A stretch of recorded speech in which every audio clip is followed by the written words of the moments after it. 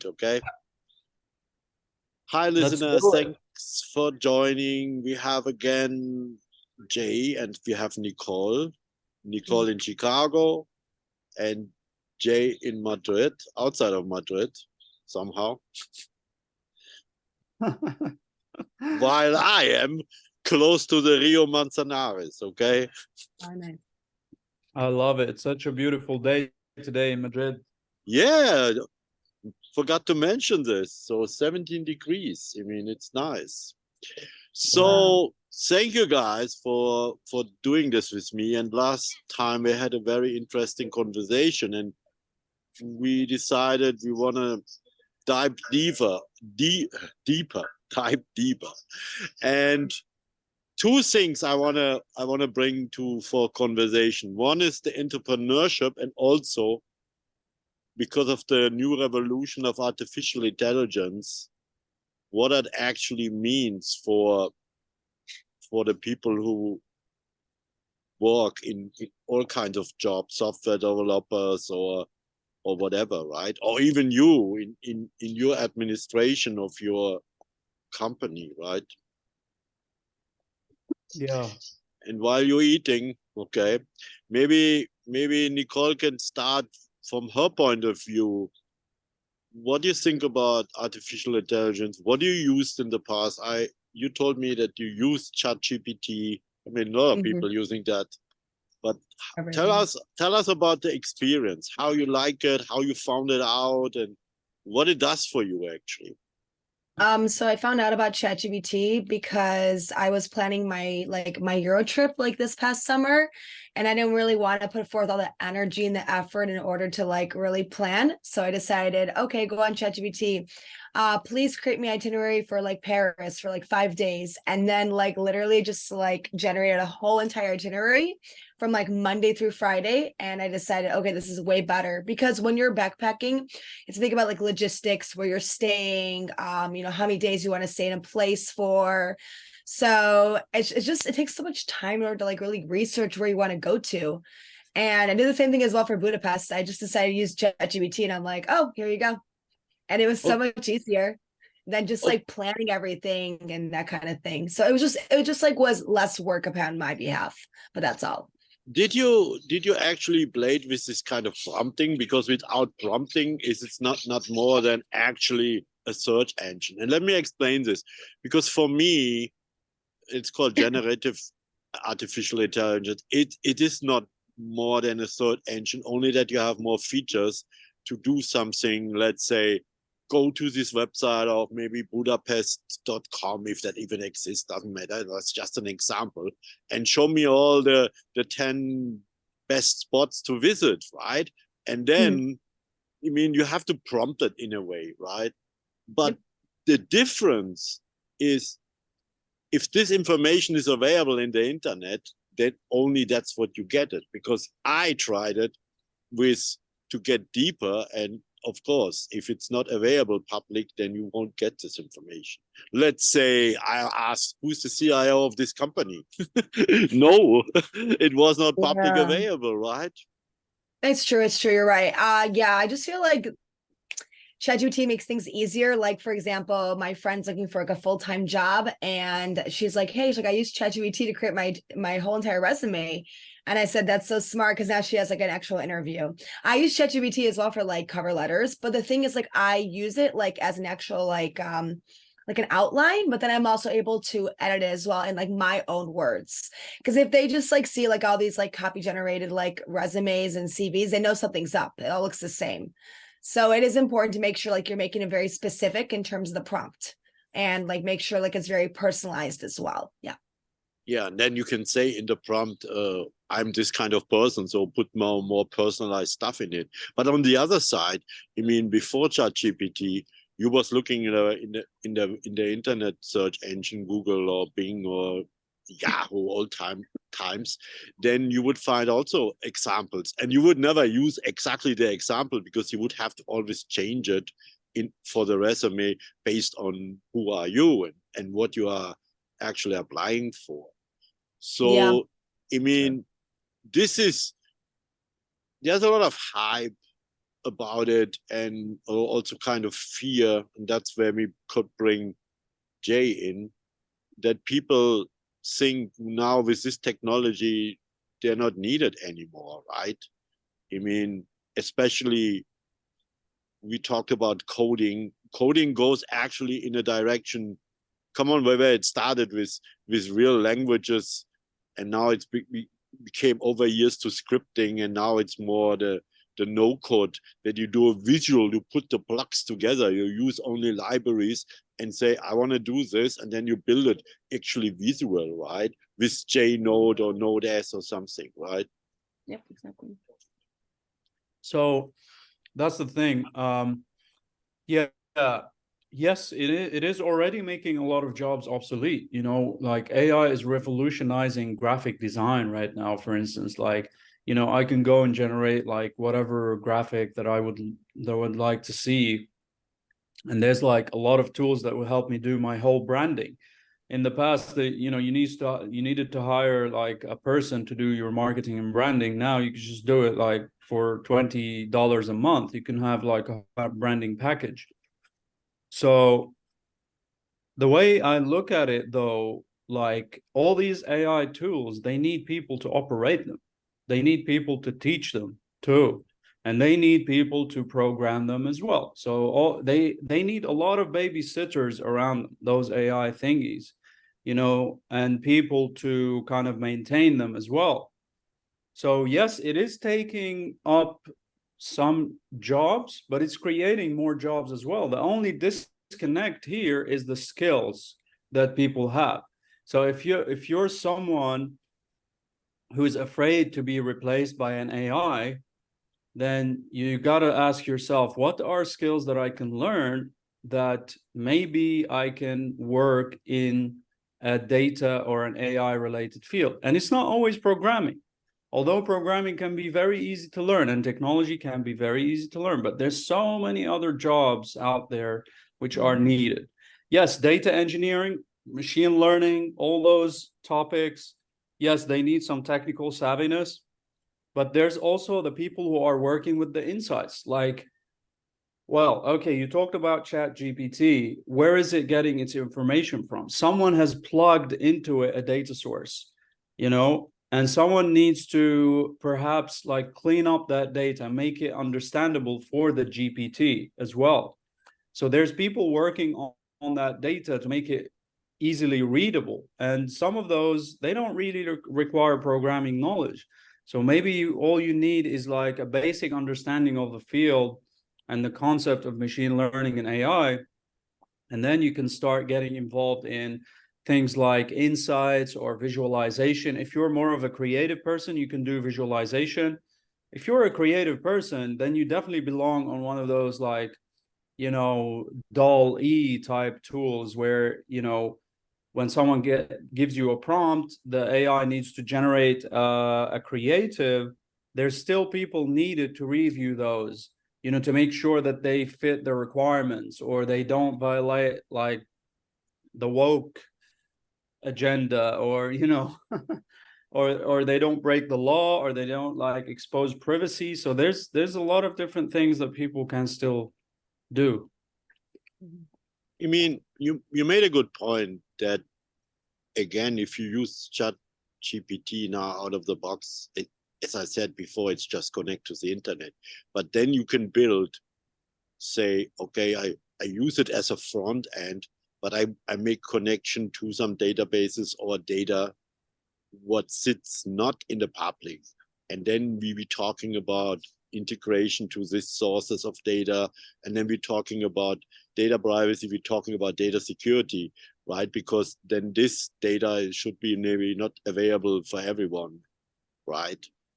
And I mean, yeah, so that's one thing, how you use it. On the other side, they are updating every time the version, and they're working on the machine learning part. But what it's actually doing is there is an algorithm behind, and I don't know it in details, but what makes out of the input something. So it tries to make connections of what the people using it with, and then it's get better, and it's recognizing what they're saying, and answer this. And why I know this, because I'm working in a project, Ninja Mobile, we mentioned that, where actually I know that you can have, it's not connected to the internet, but it's connected to whatever you want more on the inside.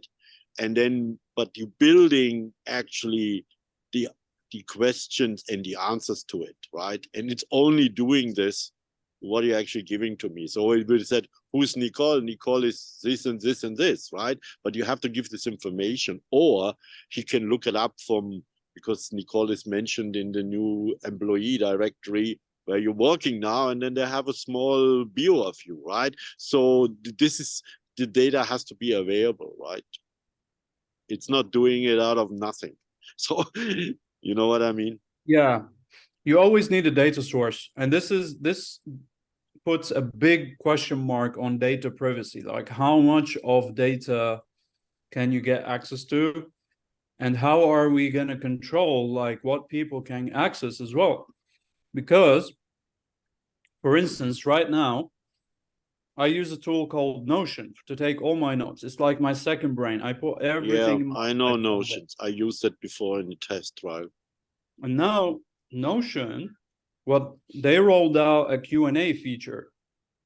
And what this feature does, it hooks into your whole Notion and uses it as a data source for a GPT. So when you go and ask the AI, hey, find like what life lessons did I learn in 2017, or what was the biggest thing that I struggled with in 2015, is going to go and find you that about yourself. But this is a data privacy breach. I mean, why? I mean, first of all, they should have asked you to allow this kind of data. If they're doing it without your permission, then it's definitely a data privacy breach. And this is the problem. This is a problem because this is an interesting debate. Yes, it is. And it's, as I said, I mean, we know about when Facebook started and all this social media, why they did this, just to mine data, right? I mean, they wanted to know, they want to just use this data because Jay was looking for a vacation in Bali, and then now they wanted to connect him to the agencies who can sell him the trip, right? I mean, that happened to people. I mean, I played with an add-on of Facebook where you could actually mine all your data, right? What you're doing. And then later it was, of course, not allowed from Facebook anymore because they found it out, right? But I saw this in the mind when someone, where he's going, what he's searching for, who he's talking to. It was all pumped out in a file. I mean, it was kind of scripted, but I'm aware to read this kind of files. So, I mean, this happening. I mean, if you use Facebook or probably even LinkedIn, they probably do similar things. I mean, they're connecting each other. I mean, why is now, like, if you're looking for a job and you're applying somewhere, I don't know if that happened to you, they say, oh, your LinkedIn is not up to date, like it doesn't match with your resume. I had this once, right? Yeah. This is why I started to have multiple LinkedIn accounts, because I didn't want them all to know about certain things, because if I am applying for a consultant job, then I want to let them know only my consultant history and not all the other things I'm doing, right? So anyway, but again, to come to data privacy, that's one of my favorite topic, because I'm also involved in a organization, My Data, and I, as I said, I mean, this is something what's going on. I'm tech-wise good that I understand what's going on in the background, right? But Notion, if they're sharing your private files, then maybe you should find another tool, because that is not cool, right? Yeah, but it wouldn't be shared. So this is only for your usage. This is not something that's going to make are going to make available to their but the point is, if you're using ChatGPT and they're mining now your own data. Who's telling you that that is not used for the next algorithm, right? And there could be spelled out some But private Facebook stuff already about. did that, and they are already getting away with that. And Google, Yeah, but right? it's Google and Siri and Alexa are listening all the time. but Yes. that's depend where. I mean, in the US, right? Because probably nobody cares about it, but it becomes better now. But in Europe, we're starting with GDPR. I mean, that goes so far that in schools or like the students list shouldn't be shared in the public, and then every school has to hire a person who looks to takes care of data privacy. This is something what is going on in Spain and in other places in Europe. Of course, it's not going on in the US, but they're starting now also having data privacy laws for every state. Like California has one, and other states too, right? So it's getting better. I mean, like 10 or 15 years ago, it was a Wild West. Everything was shared and nobody knew, right? But now it's getting better, right? And but still, now make the loop to artificial intelligence. So there's also governance needed. Governance, what you actually using this for, right? If it's, and then there are some organizations who are doing this now, right? Yeah, I was gonna say like I use WhatsApp a lot because it's just like how I communicate with everybody around the world. But a lot of my friends don't use WhatsApp; they use Telegram, and they use like another app as well because unfortunately Meta like took over WhatsApp, and obviously like Meta is over like Facebook. So there's have to be like other ways like communication using Signal because they don't like store all your data, you know. So it's nice to like know that there's like other apps out there where you could just communicate and now your data is like being stored. But yeah, unfortunately Meta it took over WhatsApp because whenever I like log into like WhatsApp, it's always like Meta. They have like the Meta like Yes. trademarks. It's But crazy. I mean, but we don't know what they're doing with the data. I mean, so long they're not identified that this shot is coming from Nicole, then it's fine. If they're using it for train some back end, but they're putting the personal stuff out of it, then it's okay. But that's what is needed. You can do data sharing, data mining, but you should make sure that you comply with not with the law but with the governance to make it not personal, so that they know what Jay is doing is someone did it, right? Yeah. However, in Illinois, the thing is like I'm always getting emails from Facebook because they're always like, oh, there's been some type of like data breach or like your personal information is being shared. I obviously like know it's like a phishing email, but a lot of my friends receive these emails and they feel like once they receive these emails, they could be like compensated for like that type of money.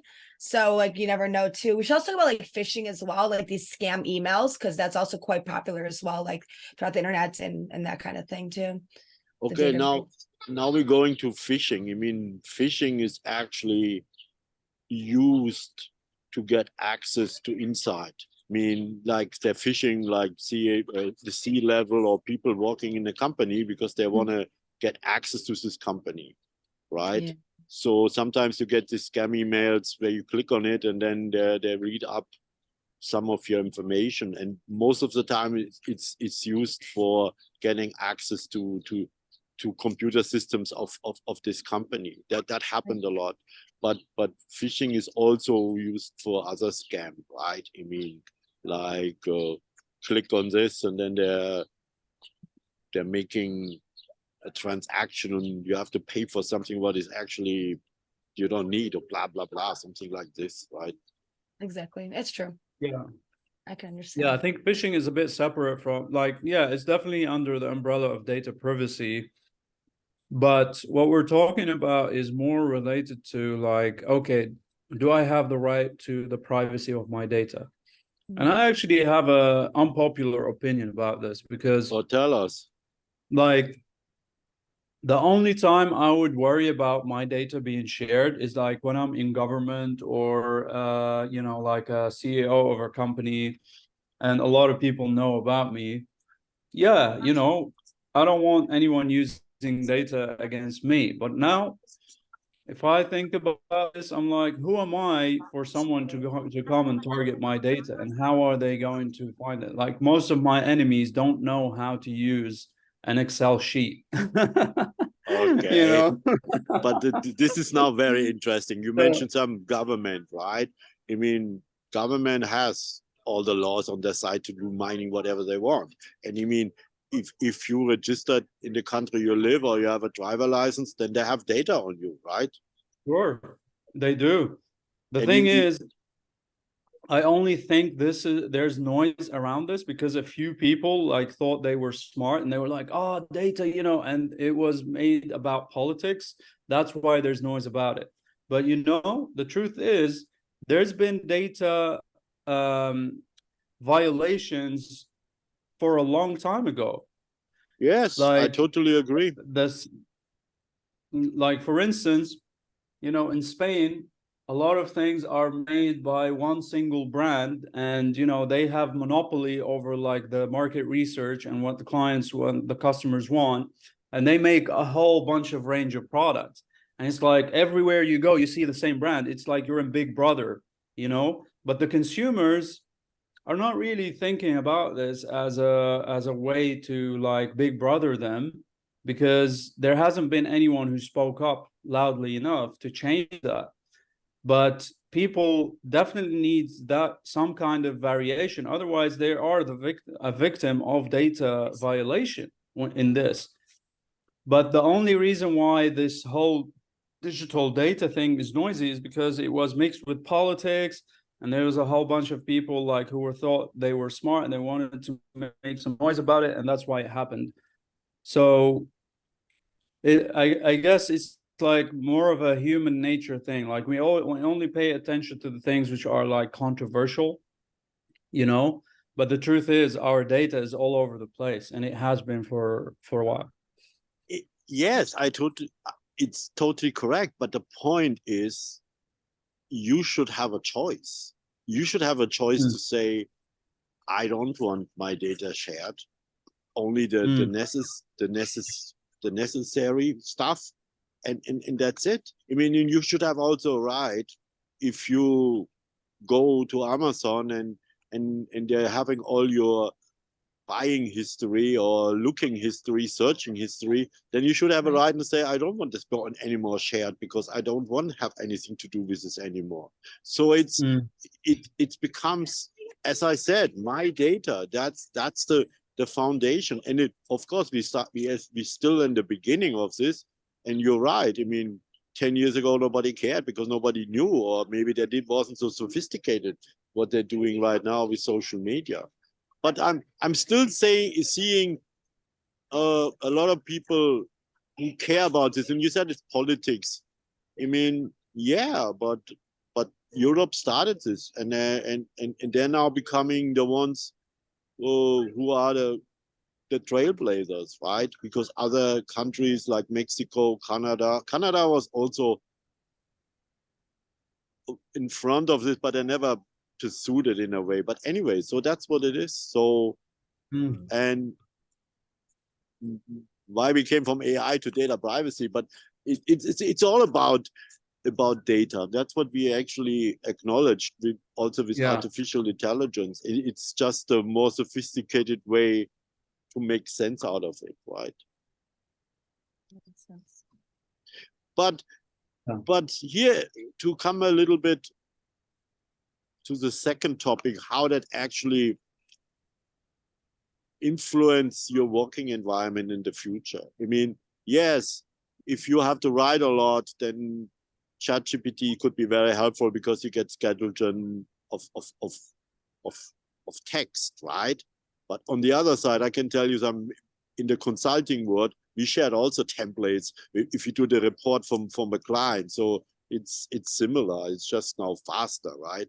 But I want to take your view on it for the developer. How you see that going?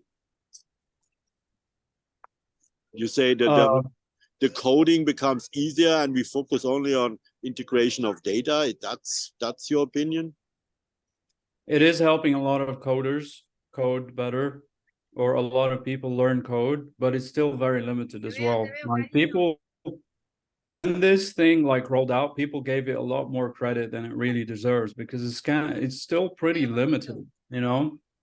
And now you don't see anyone posting about, oh yeah, you know, GPT helped me do this. It was a fad for a month.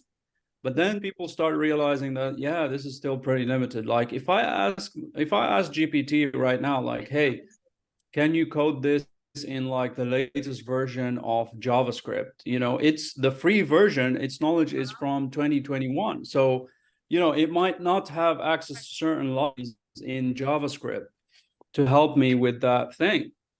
And similarly, even for more basic questions like, hey, okay, what's going on with you know, the recent events in the Middle East, right? Mhm. Or why do you think humans historically fight for land or something like this? It's always going to tell you, oh, you know, hey, my knowledge is limited. Pay $20 a month and you will get access to more sophisticated data. Mhm. But I know people who pay for premium membership who use it mostly for like proofreading, proofwriting, you know, generating emails, grammar stuff, that kind of stuff. It's really helpful. But to say that, you know, something like this can actually build a business or do a whole job, these are very exaggerated views right now. And they still need a lot of development. So the more pressing thing right now for people to know, yeah, this is real. This is real, and it's already changing the world, and it's already changing jobs, changing businesses. I mean, in my business, it's at the core of what we do. We use it to do a lot of things, and it's making my life a lot easier, like helping my clients proofread their resumes, restructure their resumes, write decent messages and things like that. So we already integrated AI into that. So this is actually happening. So for anyone who's worried about like their jobs being obsolete, yes, they should be worried, but they can do something about it.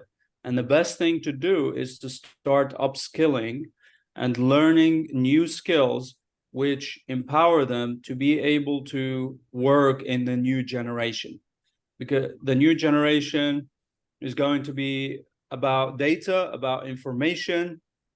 It's all going to be around management of data and information. So anyone who's got any kind of knowledge or skills in that should be able to find a place in that future. Right. I mean, scripting or coding is not the only thing. You have to understand also where you get the data from databases or from other sources, right? Yeah. Yeah. And there's also new flavors of databases. And yeah. And also connecting, even you would ChatGPT to connect that to all the sources.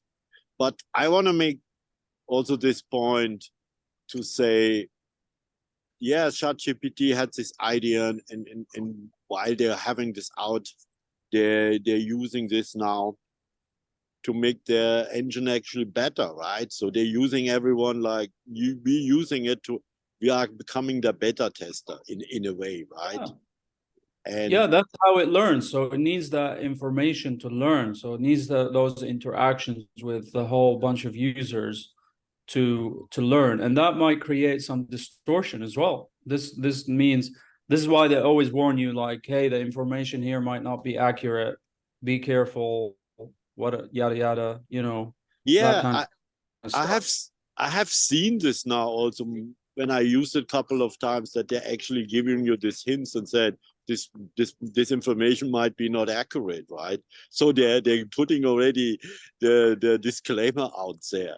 So just to Yeah. because just to And be for them on the safe side, right?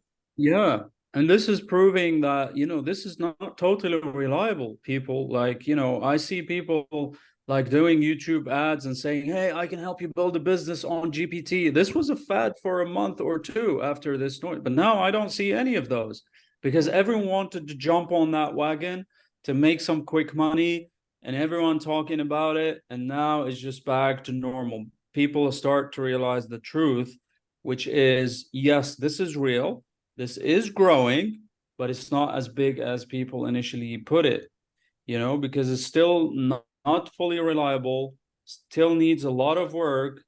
And this is good for me as someone, as a job seeker out there, you know, or as someone who wants to build a future. Now is good for me to have that knowledge that, okay, this is going to take time, but I better get on track with upskilling myself and learning the necessary skills and future proofing myself so I can actually compete in that new world. But again, this not started with artificial intelligence. When I worked as a consultant, I had every other year that there was some new trend, some new technology. I had to be up to date, right? And I had to do.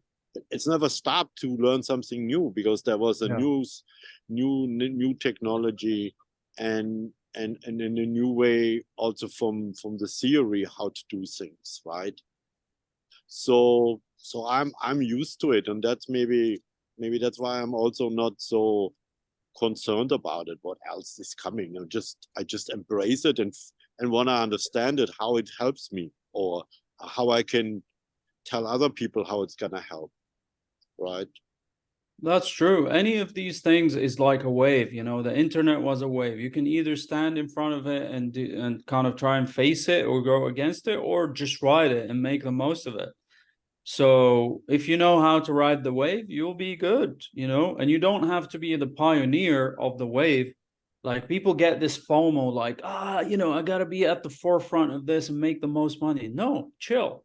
You know, you can actually learn a little bit about this and use it for your own benefit. Use it for your job, use it for your business. Yeah, There's a whole lot of ways you can ride the wave. So I agree as well with ChatGPT. Oh, sorry. I was gonna say ChatGPT is like amazing because again, like it helped me create like cover letters. Of course, be able to like personalize it using my own like, you know, my own words. But I think it's like a huge game changer because again, it helped my friend get like a job interview with her resume because she didn't even know about ChatGPT until I told her about it. So I mean, again, like it will make some jobs like obsolete, but also will help like a lot of people too as well. It'll just make things easier, you know. I think that's the thing. Yeah. Yeah. Yeah. It's just like a shortcut, basically. Yeah, and But that's ironic, Nicole, because like you said, like your friend got an interview because ChatGPT, Yep. and then Your ChatGPT is resume. also threatening people's jobs. So it's like it's taking jobs from people, but it's actually helping other people find jobs. So, you Yep. know, if we can get the data on this and see, okay, how many people lost their jobs and how many people are getting their jobs because of GPT, then we know for real if this is an actual problem or it's just an illusion. Yep. Exactly. it's Good point. it's not only ChatGPT. It's there's I mean, Google tries to do now something similar. So it's not only ChatGPT. I mean, there maybe was the pioneers or the trailblazers, but now everyone is following and doing something similar thing. But I Yeah. still want to say something more in general, that we, at least the people who understands this like me, that I want to be involved in to put a governance on it, that we're using it in a proper way. And then if other not doing this, then we should make aware of it. So it's a bit of my task a little bit, but I'm saying also that data, I mean, because I have a data security and data privacy background, so that data should be stays in the framework what you're using it for, right? Like in the same, if you do Notion and you do some private journaling about your life, then it shouldn't be shared with someone else, right? Because that would be, Yeah. and I mean, yeah. So that's that point what I make, and yeah, I mean, and again, every technology makes other people scared, but other people embrace it and ride the wave and make the best out of it. I mean, that's all what we can do, right? That's true. Yeah. I mean, I also use this other AI. It's called AI Apply. And while I was looking for jobs, they have like a really cool like AI that helps you generate like questions for interviews and how to answer like those types of like interview questions. And I use it just for like everything, how to like answer interview questions, how to create like a CV, that kind of thing, really, and how to create like a lot of like follow-up emails too. So you Did you become find now. it helpful? I'm Did sorry. you find it helpful, Nicole, in finding like the job that you just started? You know what? Honestly, yes and no. Like it's so funny. I like was copy and pasting like the questions, and I was waiting for them to like ask me those questions, but they never came around to it. So I decided just to like cancel it. I paid like $40 a year, but I just cancel it right now because I don't need it because I already have the job, so it's fine. But it did help a bit with cover letters for sure. But I will use Right. I use ChatGPT to create cover letters 100%. Yeah. Yeah. Well, congratulations, by the way, on landing this job. Oh, thank you. I appreciate it. Yeah. I'm Yeah. helping students go study abroad, so it's my passion. But yeah. That's your thing, you know, you're all about helping people study and travel and things Mhm. like that. Yeah. Yeah, It's a good start. Yep. I love it. So anything else you want to say to conclude this session? So, I mean, let me start and say, don't be afraid. Just get involved with it and try to understand it. I mean, the best you can, of course, but at least see the positive side. So that's my take on it. And this should be the take on anything in life, because any Wow. time that you're not learning, yeah, any time you're not learning, you're just moving back, because the world is always moving forward, regardless if you know if it's about AI or anything else. The world is always evolving and moving forward. So anytime you're sitting there and you're not learning something new, you're not doing anything new, you're basically just stagnating, and the world is passing you by. It's only noisy because, yeah, AI is a noisy subject, but this should be the case for everything else in life. That's my opinion about it. Makes good sense. And Nicole, you have something to say for the, I mean, Yeah, I want to talk about like why he started his business. Like, just like what was that thought that came across your mind? Like, hey, I want to start my own business. I think that's a really good way to like segue into it. Yeah. So maybe we have to do a third session to go totally in that topic, why we started a business, and everyone tells us, Jay tells a story, I tell the story, and then you pitch Yeah. in too. So Yeah. I think that's a great idea. And I want to hear more about what Nicole is doing in her new venture as well. Like, that's really, really interesting. yeah. Well, yeah, that's true. So I was thinking, so like next Wednesday, Thursday, Friday, I'm off because it's like the Thanksgiving holiday here in the USA. So we could do it next Friday if that's okay. Or are you guys traveling? Are you guys here? No, I'm not traveling. I'm supposed to, but I still have no plans. It's okay. What Yeah, about you? this time works for me. Okay. That sounds good. Yeah, I think that works too as well. So yeah, we could just do it like next Friday and then just like really dive deep into like your entrepreneurship venture and like why you started a business. I think it's really I love important it. because people may want to start a business and they're like, hey, how can I start? There you go. Absolutely. I would love to dive into that. Yeah. Perfect. So that's the deal. So we just get started. Part 2 is finished, and we will have a part 3 next week. Like Star Wars. Awesome. Great. Thank you, guys. Thank you, listeners. Yeah. Have Thank a you, good Mike. day. Thanks for the opportunity. Yeah. Have a No good problem. day too. I'll see You you guys too. later. You too. Bye Sounds good. Bye bye. guys. Take care. Happy Friday. Happy Friday. Yeah, sounds good. Bye. Bye. See ya. Thank you.